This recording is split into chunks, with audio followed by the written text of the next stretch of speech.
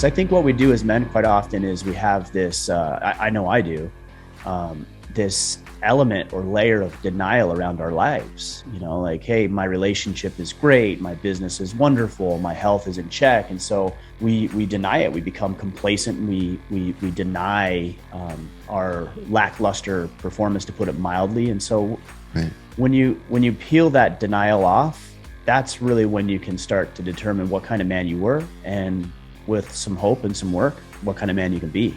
Welcome to the Better Human Podcast. My name is Greg Witz, and each week we're going to be bringing you some incredible and inspiring guests and topics that are going to take your life to the next level. Thanks for spending time with us. Sit back and enjoy the show. Ryan, welcome to the show, my man. What's up, Greg? Good to see you, man. I've been looking forward to this conversation. Me too, man. You're running this community called Order of Men. You've got a killer podcast, Order of Men. You know, the conversation we're going to have today is men, right? What does it take to be a man? Rise of man. What do we think about men today? What could we do? And I've got a young 6-year-old little boy who I want to raise to be an amazing man, a critical thinker, someone that can make decisions, someone that's going to make an impact in this world, and someone that's going to be a leader. So let's talk a little bit about that. There's no one better to do this. But let's start with the question. Are we in the rise of men now? I hope so. That's certainly what we need. I actually want to go back and answer something else that you didn't even ask. You said there's nobody perfect or better to do this, I think is what you said. Yeah. That isn't true. There's about 10,000 or 100,000 people that maybe are more qualified than me. I want to be very clear about that I am on the path of trying to become a better man myself. Right. I'm trying to lead my children, connect with my wife, make up for past mistakes and overcome hurdles and obstacles. So I want to be very clear. I'm trying to improve just as much as anybody else out there, maybe even more so, because I have so much further to go. Man, I love that you said that. And I think that's the truth to all of this, which is it's not about getting there and being this. It's about the process, and it's about the journey, and it's about the exercise, and it's about the learning. And I think what I love about your message is exactly that. I'm not this dude that's figured it out and now here's your blueprint, follow it, and if you do this, you'll be perfect and the world will be good. It's like, man, I've fucked up, and I'm trudging along, and I'm learning, and I'm adapting, and I'm adjusting, and by definition, right, we're trying to be better humans tomorrow, and it's what we do tomorrow that I think counts. So yeah, I think that's true. I think I think that's a very good way of putting it. We're all trudging through, we're all trying to figure it out, and we're all trying to fix our mistakes that we've made. And I was thinking about what I was going to record this week, because I do quite a few podcasts every week, and the title of my podcast for Friday is just some thoughts about me riffing. And I wrote down here on my notepad, I am not that man. And I wrote that down because a lot of the times we as men define ourselves by who we were yesterday and who we were even just a few seconds ago. That, hey, we messed up, and so I'm a cheater, or I took advantage of somebody in my business dealings, and therefore I'm a crook, or I'm a criminal, or we just, maybe it's even something more passive, that you're not a great communicator, for example. And so we say, well, I'm just a bad human being. And it's like, you're not that man. You may have messed up. You may have made mistakes, like we all have. I may have things that I need to fix in my own life, but I don't need to define myself by any of that. Right. I can define myself by what I'm doing in this moment, which isn't perfect. And it isn't sexy, and it doesn't always produce the immediate result, but our action today is the man that we are. So if you messed up yesterday, yeah, that was you. I'm not saying it wasn't. You were that man yesterday, but today you can choose to be something different. And that's what I'm constantly trying to do, is evaluate my own performance. I think what we do as men quite often is we have this, I know I do, this element or layer of denial around our lives. Like, hey, my relationship is great, my business is wonderful, my health is in check. And so we deny it. We become complacent, and we deny our lackluster performance, to put it mildly. And so when you peel that denial off, that's really when you can start to determine what kind of man you were, and with some hope and some work, what kind of man you can be. let's go back for a sec. So why do we do this? Why do we look backwards so much? I mean, where does this trait come from? Why are men so hard on themselves? Or at least in your opinion? Yeah, I mean, it's all my opinion, right? So Right. yeah, I don't have it all figured out. I would say there's a couple things. Number one is it's ego. It's very ego driven, right? I'm not really willing to take a good long look at where I am or where I'm falling short, because who wants to do that? Who wants to look in the mirror and say, man, you are really, really horrible at this? So it's Right. very ego driven. We could dive deeper if we need to. But there's another thing, is that there's some real world consequences to our behaviors. If you're cheating people in business, well, Hmm. that's going to catch up with you at some point. Right. If you're not treating the people in your life the way they need to be treated, you run the risk of losing those people and undermining and eroding trust, as we all have. Hmm. So yeah, that's part of the reason I would say that we do look back, is because we get trapped there thinking about, well, that's just who I am, and I can't move forward and I can't get better. And it's just this Hmm. constant cycle of beating ourselves up, and then self-fulfilling prophecy, right? Hmm. Is like, I'm a loser because I made these mistakes. And then Right. you make a mistake today, which you're bound to do, as I am. And then that fulfills the prophecy. You're like, see, I'm a Hmm. loser. It's like, no, Hmm. again, you were, but that doesn't mean that you have to be today. The hard part is that you could do all the right things today in this moment and not experience the results from that today. Right. Like, the You just people in your life that you've hurt aren't going to automatically forgive you today. The people that you've screwed over in business, for example, aren't going to be better or like you just because you're deciding to make better choices today. right. Just because you decided to put down the brownies today doesn't mean that you're going to be 20 pounds lighter than you were, than you are right now. So Right. the hard part is we do these actions and we don't always see the immediate result. So then we fall back into our old patterns because that's what worked, and it's complacency and it's default, rather Right. than trusting the process of growth is going to take time and it's a marathon. Right. Right. I mean, what you're describing is I've got my brother, um, you know, is going through some rough times right now. And I sit here and I say to him, like, you need to be a man, right? You need to take this. And what I mean by that is take responsibility. Mm. First thing we got to learn to do as human beings, not just men, but like this is something I learned very early was, take responsibility. And back to what you were talking about before, which is this ego thing with like these guys, like, oh no, I don't want to go there. I enjoy the process, or for me at least, it's a confidence builder to go, man, I fucked up today. Man, I didn't. And what you're talking about is some pretty severe stuff, like criminal stuff and taking advantage of people. And I believe in karma, right? So, like, if you're going to be a shitty human being, there's a good chance that that's going to swing back round.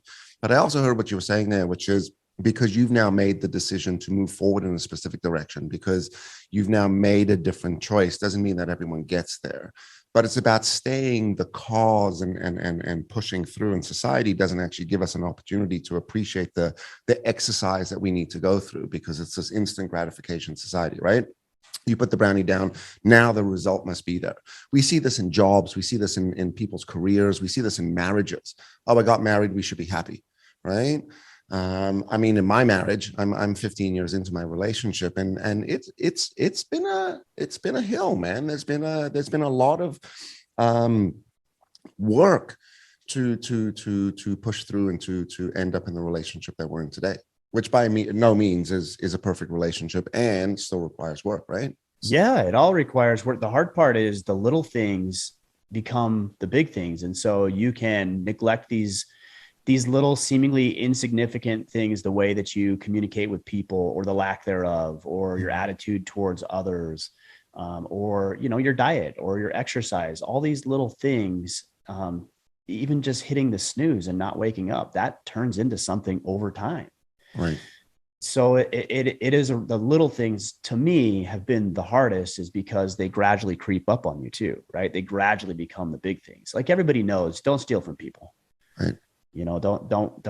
Don't hit your wife. like Right. like we all know that stuff. it Right. that's not those aren't the greatest threats. The greatest threats are, maybe it's impatience. That's what it is for me. That's a great threat. Impatience. Maybe even anger issues. uh that haven't been resolved. And so they gradually rear their ugly head slowly, a little bit at a time, and then over time it just adds up and adds up and adds up and adds up. It becomes this big monster that's extremely difficult to deal with. Yeah. What are the things that you're personally working on now? I mean, as we were saying, this is a forever exercise and process and stuff. And as we evolve and we mature and we go forward, we're gonna hit more speed bumps. And what are some of your obstacles today that you're facing?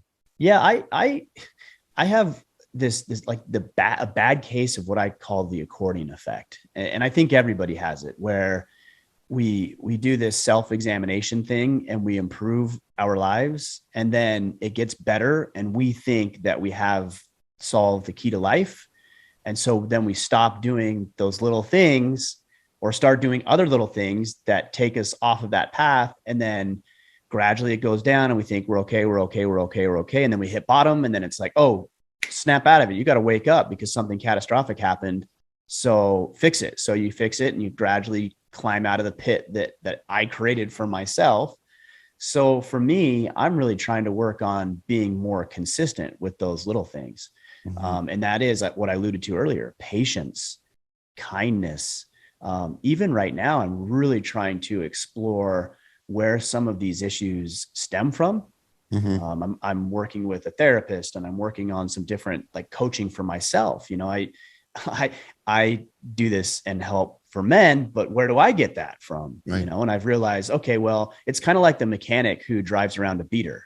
He works on other people's cars all day long, that when he gets home, he's like, I don't want to work on my own car. So for me, it's realizing that as much as I'm trying to encourage men to get the help and the accountability and the partnerships and the friendships from other men, it's like, man, I need that too. So yeah, patience, anger, and then realizing where a lot of this stems from. For me, I frankly have some validation issues where I seek validation from external sources, and it's very frustrating for me when I don't get what I want. And what I want is validation. I want to feel good about myself. But if I'm looking to external sources, I'm really putting myself at the mercy of how my wife does something or doesn't do something, or my kids do something or don't do something, or one of my clients or whatever. And that's a very frustrating way to live too. So I'm trying to figure out in my own life, specifically very recently, is how do I build up the self-confidence and self-development, self-worth, where I don't need to turn to external circumstances or people in order to validate who I am as a human. Man, I love what you're saying. You're a living, breathing case study, right? And it's awesome. Oh, right? yeah, of course. Yeah. Because personal development. So the original name of WITS was the Personal Development Institute, right? And in the 90s, we had a difficult time selling it because no one wanted personal development. There was a taboo. I'll never forget this. I had my early 20s, a friend's father come in to the office to go through the process, wanted to do a program, personal development in business, really focused towards business. And I'm chatting. I'm like, by the way, like, I know your son, like we're buddies. And his face went pale. Anyway, he never closed. He never ended up signing up for the program. Right. And I'll never forget at the time someone said to me, like, you should have never have told him that you were his son's friend, because at that point, now he doesn't want anyone knowing what was going on. Of course. Right, and back then I washed it over and didn't think about it. And this was 20 years ago. And today I think about it, man, what a loss for this guy, man. What if he went through and he wasn't so insecure about not being the man and having it all together and running the successful business and being the successful dad and et cetera, right? So, the other side of this is this whole case study, as I was saying before, and I've said this to people for a long time. This is a living, breathing exercise. All of this work you're doing, all of your personal development, all of your exercise to go through your early traumas, to learn why do you need to be validated, which I have an answer for you, which I'll be so bold to share with you after. Yeah. But if you're not prepared to do this forever, you cannot expect the result. And it's like a professional athlete. It's a perfect example of this. They still train, they still practice, right? They still build in restoration, because without all of those aspects, they're not going to be able to compete at that level. So I want to ask you, why do you think you have this validation need? And who are you really looking for it from? Yeah, I've really thought a lot about this over the past several weeks. I think, frankly, I'm looking for it from my father, who has passed. So I won't get that now. And there's some abandonment issues there that I have never fully addressed or explored. Mm-hmm. So yeah, that's I think where that comes from, based on some work that I've done over the past several weeks. When did your dad pass? About 3 years ago. Okay. And this is your biological father? Correct. Okay. And you didn't grow up with your biological father? No. Okay. So when did, sorry, if you don't want to go here, we don't have to, but No, when it's did great. this, Yeah, I love it. when did this relationship come back into your life? And, Oh, it's always been there. My okay. father's with my father, you mean? Yeah. Yeah. Oh, yeah. It's always been there. It's been strained and stressed and fractured in many ways, but it's always been there, and he's always been a part of my life to some degree, not fully, but to some degree. I have a very similar story. Grew up with a very intense father. He was around, but boy, scared shitless all the time, right? Walked in the room and it was always like, what are we going to get? And fast forward all of this, I actually ended up working with him. That's how how I got into the business originally, and grew up in a very sort of dependent way with him. Right? Dad was always around, very intense dude. And it was on. He passed away in 2011. So if you ask me when I became a man at 31 years old, because I had to. There was no choice. Right? Daddy wasn't around anymore, and this also came off the back of a major conflict. So my father got diagnosed with cancer in 2011. He went off for 6 months to do treatment. I took over his position in the business to run the business. The business was not doing well. For 6 months, I steered this ship back to a semi-good place. Comes in the office and he loses it. And this was his thing, right? He was a very aggressive guy. Snaps on me, fuck you, you run my fucking business, I'll fucking kill you. Got right in my nose, face to face. And I got to tell you, man, I would have normally cowered, moved into this apologetic stage. And I went, no, it's enough. It's absolutely enough. And I looked at him and I said, listen, I'm half your age. I'm twice your strength. You do know, and they will have to pull me off your body. If you come at me this for the first time, I'm a man. I'm not this little boy that you're going to intimidate anymore. Anyway, we ended up ending up in a major conflict, and I quit. I quit the business. And in this, my father got re-diagnosed with cancer, and he was given 12 months to live. And he literally passed away to the day. And at that point, I bought the business for $1. I resolved my conflict with him, and then had to take it all on my own. And there's 2 points to the story. Number one, on his deathbed, he looked at me and he said, man, if I know I wasn't the best dad, and if there was anything you need to say to me now, tell me.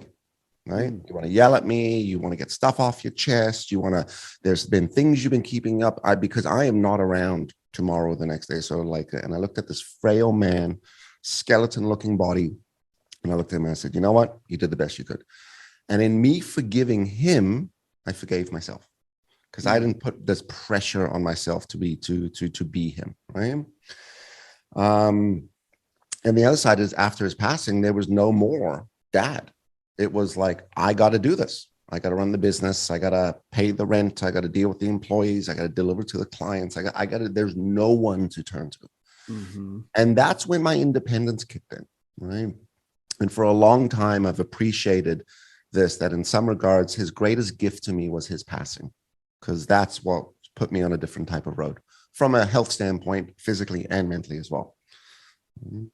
That's my story with my dad. But I got a thought about your validation need, right? Yeah, I'd love to hear it. And again, it's opinion, right? Of course. One of our human needs, one of our primitive needs, is significance. We need to feel important, and part of that is being in the community. And our most kept community is our family, our immediate home, right? And if dad's not around, right, then we start to poke at that, right? Which is, am I important?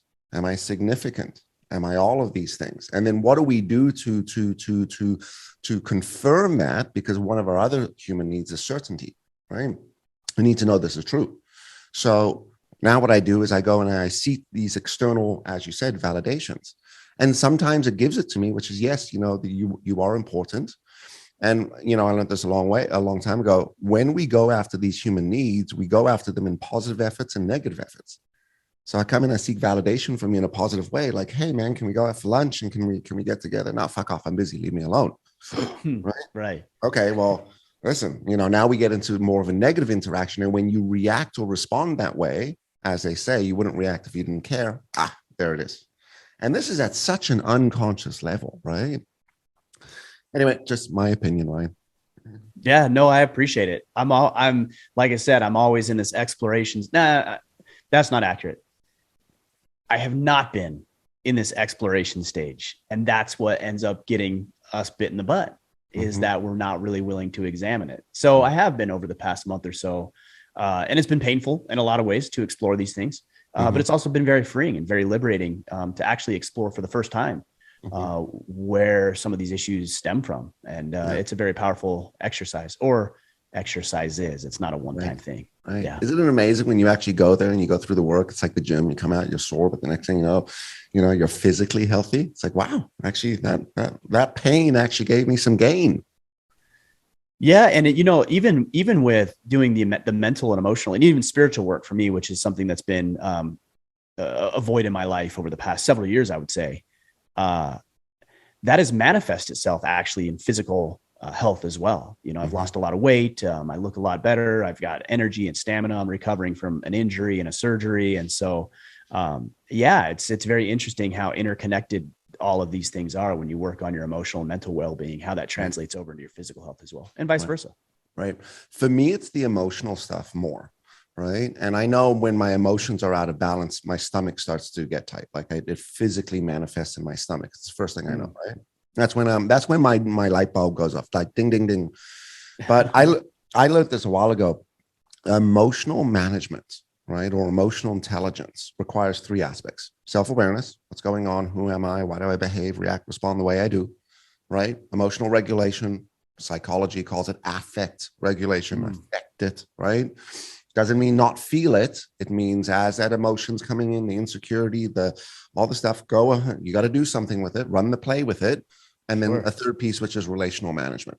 And Daniel Goleman gets into motivation and confidence as well. But I like those three core pillars for emotional intelligence.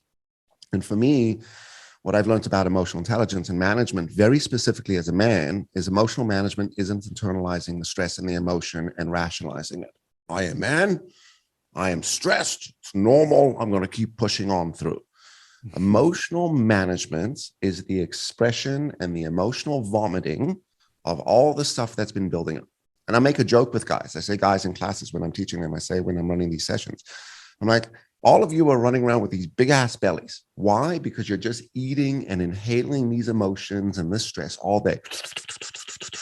And your belly gets big, right? And you're walking around with this big fat belly and you're wondering why you got a big dad bod belly, right? Part of it is you're eating like shit, but you're also not emotionally managing and dealing with your stuff well. And then we wonder why we're all ending up with rectal cancer, right? Colon cancer, because that's the toxicity of this emotions. And I say this to everyone in these sessions. What killed my father was not cancer. It was his internalized stress, emotion, depression, and toxicity. And he was a guy that always battled his entire life.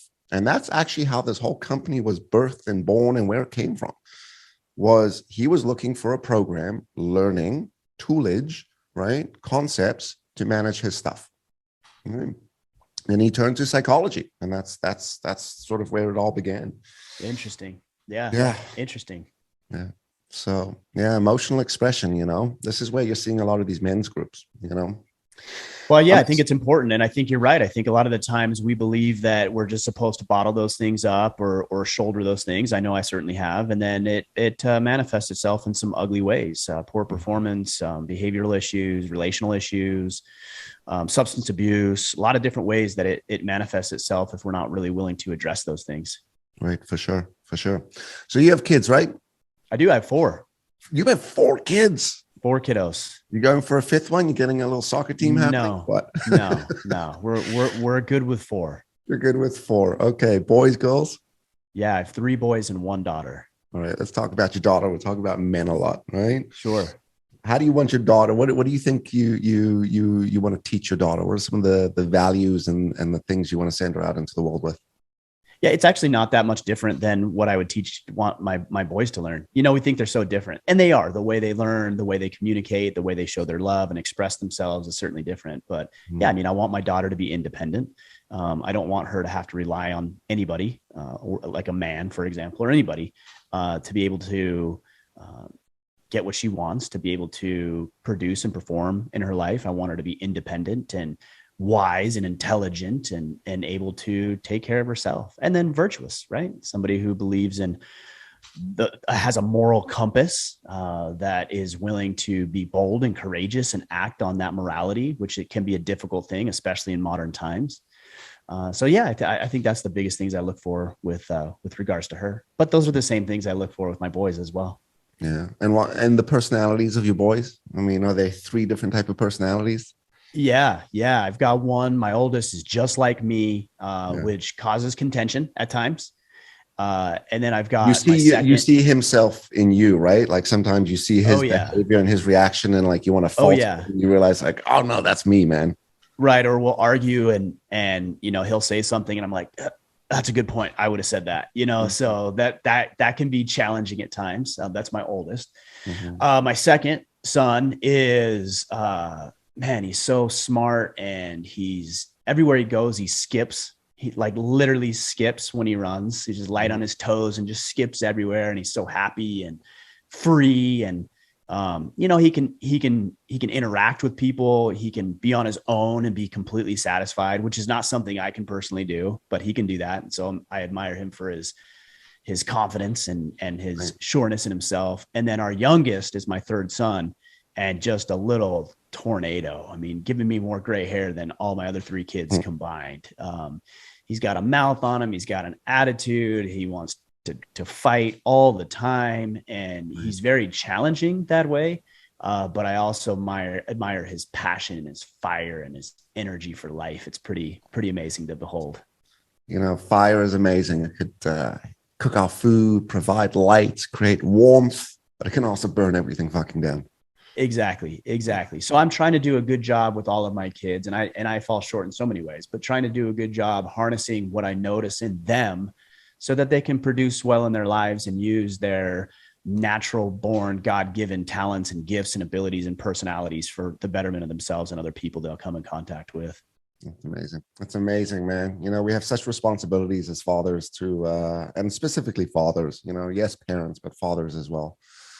Okay, I want to go back a little bit. I started today with, are we on the rise of men, or is there an attack on men right now? I think it's both. I think there's attack. I used to be very wary of that, but I think it's pretty blatantly obvious at this point that there is, at a minimum, that's a dismissal, but certainly more than that. There's downright agenda, I would say, in many ways, to undermine, dismiss, erode, and root out genuine masculinity. Mm-hmm. And the reason is because if the men are absent or non-existent, then the rest of society is easy to control and manipulate. Correct. So the answer to that is to have millions of moral, strong, righteous, capable men who go out into the world and can provide for themselves and take care of other people and do it in a righteous and bold and free way. Right. So I think it's cyclical. I think that we're in the midst of this assault on masculinity.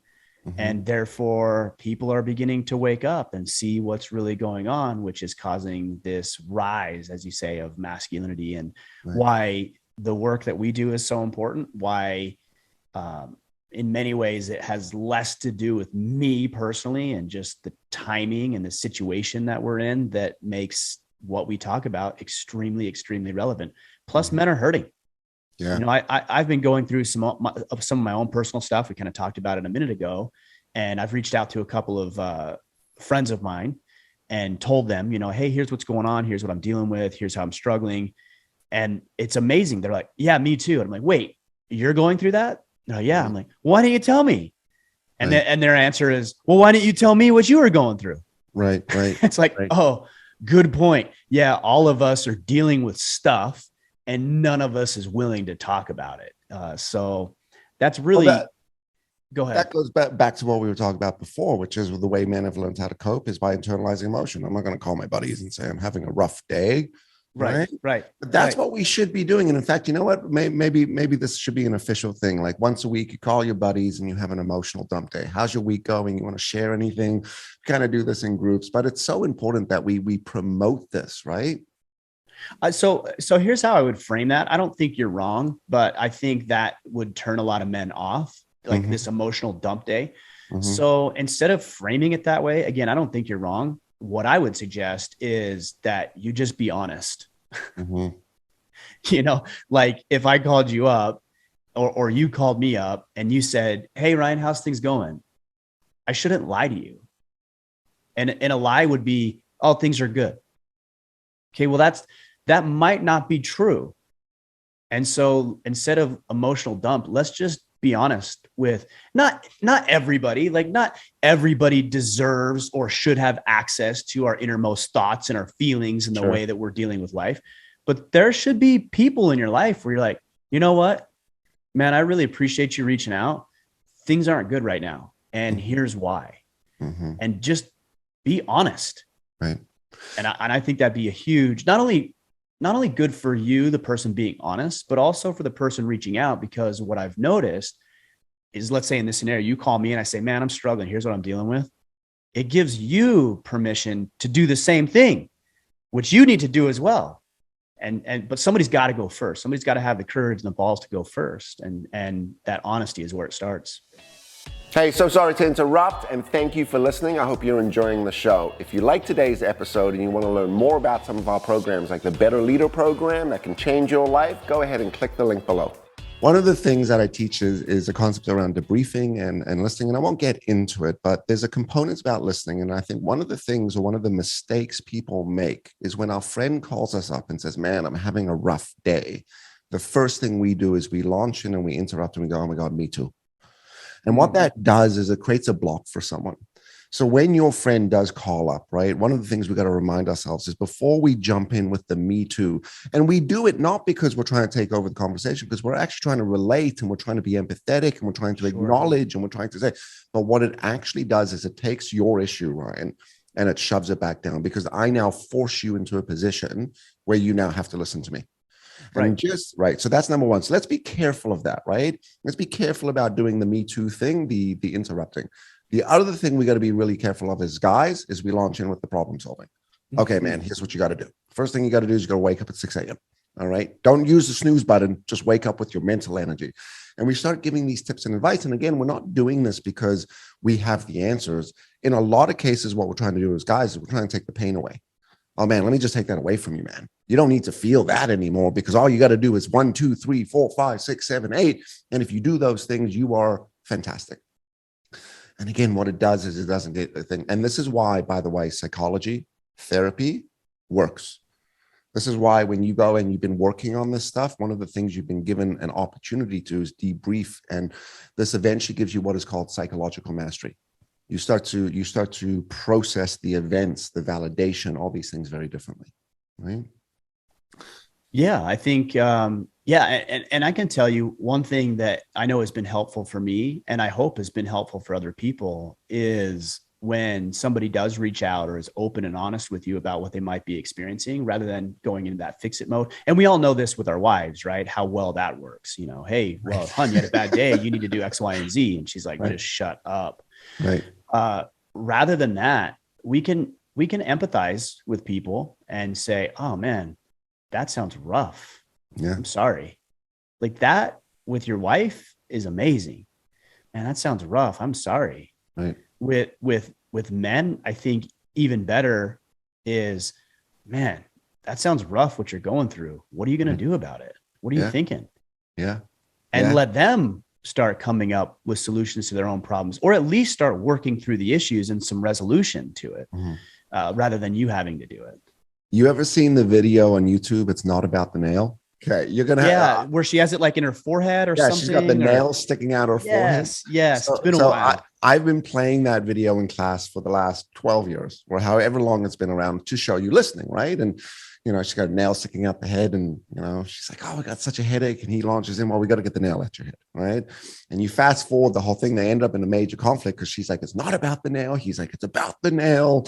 And at the end of the video, they go in, they lean in for a kiss, and the nail bonks him in the head, and he's like, you see, but the point of it all is halfway through the video, he stops doing what he's doing, he looks over at her, and he says, that's really difficult, that must be really tough, right? And all of a sudden, the video, the connection between them, etc. It's a brilliant video. It's one of those videos. It's been a while. I'll have to go back and watch it again. Go watch it, man. Go watch it. I played and it's the video I play when we teach listening. I'm like, all right, awesome. Before we get into listening, let's watch this video, and it just sort of lightens the mood of everyone and starts to build it up. So, we were talking about the attack, man. I know we're sort of coming to the top of the hour, and I want to squeeze a few more minutes out of you if we can. But, during COVID and the pandemic and stuff, there were a few countries like Canada, that's where I'm from, and Australia, that the lockdowns were some of the worst in the world, longest lockdowns. And you looked at the US, and the US didn't go through this, depending on the state.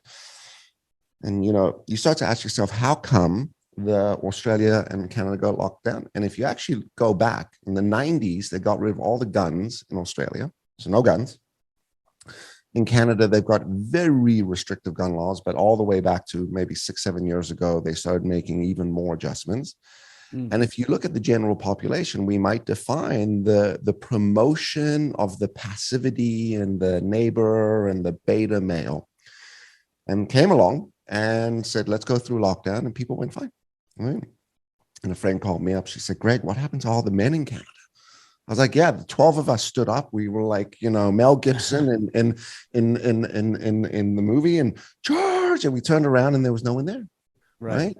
And then we were made to be the lunatics and the conspiracy theorists and the ones that weren't being a good neighbor and the ones that were killing grandma. And it started to really mess with me, because I started to really question, am I the problem here? Right. Anyway, fast forward today. This is what I think we need more of in the world. We need these individuals that are going to stand up, and it's the role of us, man. It's the role of men. Agreed. Yeah, I think not only is it your role as a man, but it's also your role to enlist other men, because as long as men have been walking on this planet, we have been operating in tribes. And the ease of modernity, as beautiful as it can be, we wouldn't be having this conversation, for example, if we didn't have technology and starting to get cold outside and we have climate controlled spaces and all this sort of thing. That's a great thing. That's wonderful. But also it's isolated. I heard somebody say one time that we're more, and I'm paraphrasing, but we're more connected than ever, or we're able to connect with someone more effectively across the planet than we are across the table. Right. And more connection, but never been more disconnected in any time. Right. And that's what we need. We need men to work on themselves, as I am trying to work on myself and shore up my shortcomings. And we need to be able to help other men do that. And as we do, then we start banding together around common interests. And those common interests are freedom and liberty and righteous activities, and making sure that we have the ability to protect ourselves, and that we have this liberty that we get to enjoy, that we can pursue things that are meaningful to us. And so we start to rally around these good and righteous activities and behaviors and thought processes. And before you know it, you look around and you think, well, this was just one man to begin with, but now it's 200. And now it's 500, and now it's 5,000. And can you imagine what that would look like if every man here decided, you know what, I'm just going to partner with a brother or two in some way, and millions of men did that? That would turn into hundreds of millions of people. Correct. Very, very quickly. Correct. And that's what we need. Because those people would be in positions of power. They would be in positions of authority. They would be in political appointees and elected officials, and they would be running the show. We would be running the show, which is where it needs to be. Right. I think we need to do a part 2, by the way. Yeah, and I'm always open to that, for sure. Awesome. Well, we'll definitely follow up on that. We're coming to the top of the hour. At the end of the show, we ask the famous question, which is what the show is about, right? Which is, what do we all need to do to be better humans tomorrow?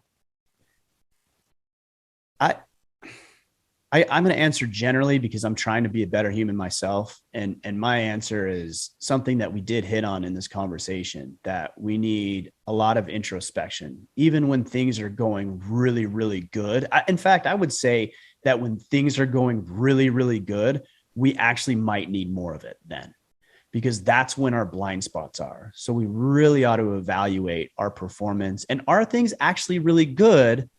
Or have you pulled the wool over your eyes and they're not good, but you haven't been willing to acknowledge it? Or maybe things about your life are good, and so you're using that as a blanket statement across every facet of your life.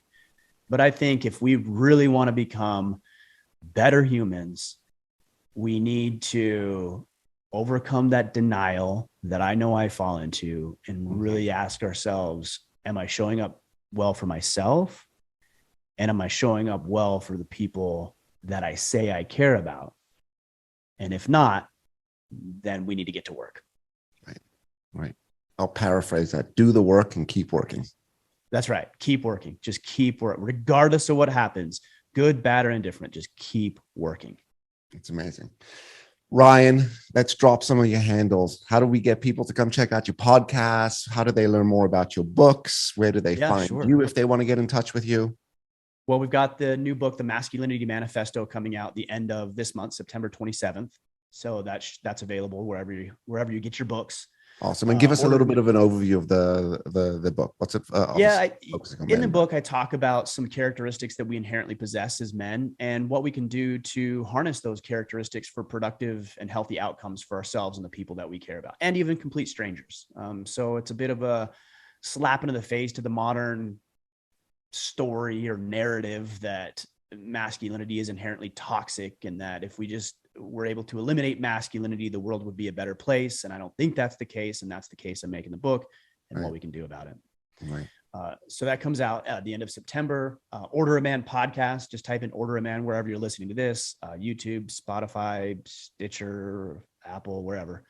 And then you can connect with me on Instagram, Facebook, Twitter at Ryan Michler, Michler, or at Order of Man. We're active on all of those places, and you'll find what we're doing there. Awesome. And I've been saying Order of Man. It's Order of Man. Man, singular. Yes, singular. Awesome.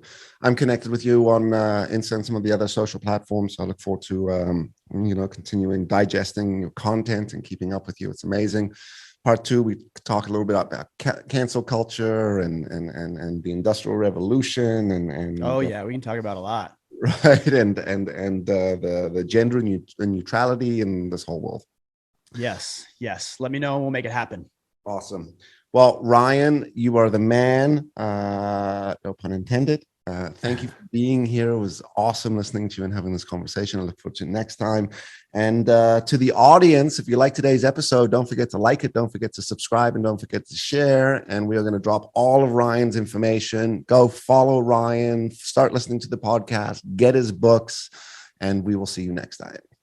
Hey, thanks for listening today. And if you enjoyed today's episode, you're going to love the next one.